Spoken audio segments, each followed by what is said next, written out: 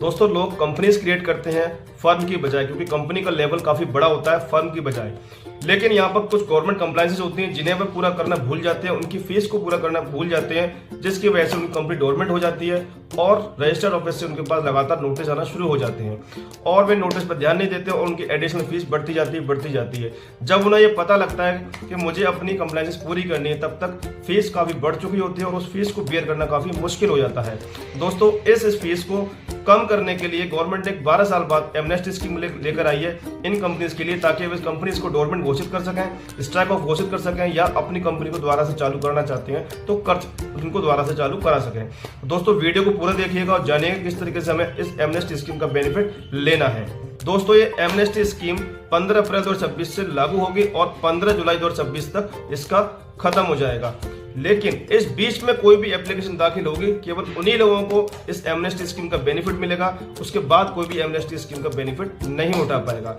इस स्कीम को हम कंपनी कंप्लायंस फैसिलिटेशन स्कीम के नाम से भी जानेंगे, जिसे हम शॉर्ट में CCSF भी बोल सकते हैं। कंपनी कंप्लायंस फैसिलिटेशन स्कीम 2026 के नाम से इस कंपनी को इस एमनेस्टी स्कीम को जाना जाएगा।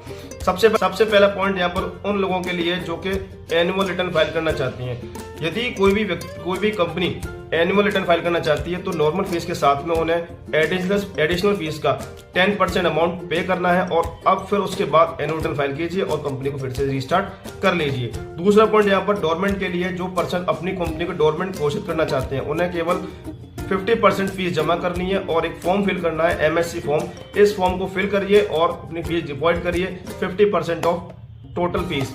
तो आपको यहाँ पर डोरमेंट घोषित करने के लिए ये सारे काम करने हैं और कंपनी डोरमेंट घोषित हो जाएगी। तीसरा पॉइंट यहाँ पर स्ट्राइक ऑफ को लेकर है। कोई भी व्यक्ति अपनी कंपनी को स्ट्राइक ऑफ घोषित करना चाहते हैं, यानी कंपनी जो है रजिस्टर्ड ऑफिस में से अपनी नाम हटवाना चाहते हैं, तो यहाँ पर 25% फीस उन्हें पे करनी है। नॉर्मल फीस का 25% फीस पे करना है और इसके बाद अपना एक फॉर्म फिल कीजिए और स्ट्राइक ऑफ घोषित कर दीजिए।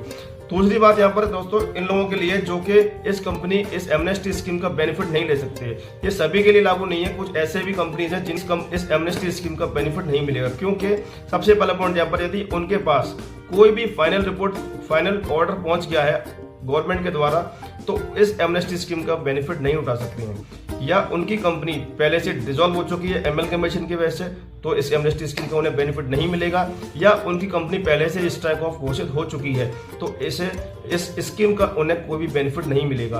दोस्तों आपको ये सारी जानकारी समझ में आ गई होगी किस तरीके से एमनेस्टी स्कीम का हमें बेनिफिट लेना है और किन लोगों के लिए बेनिफिट मिलेगा और किन लोगों के लिए बेनिफिट नहीं मिलेगा। तो दोस्तों कैसा लगा हमारा वीडियो? इस तरीके की वीडियो और जानकारी प्राप्त करने के लिए हमारे चैनल को सब्सक्राइब कीजिए, वीडियो को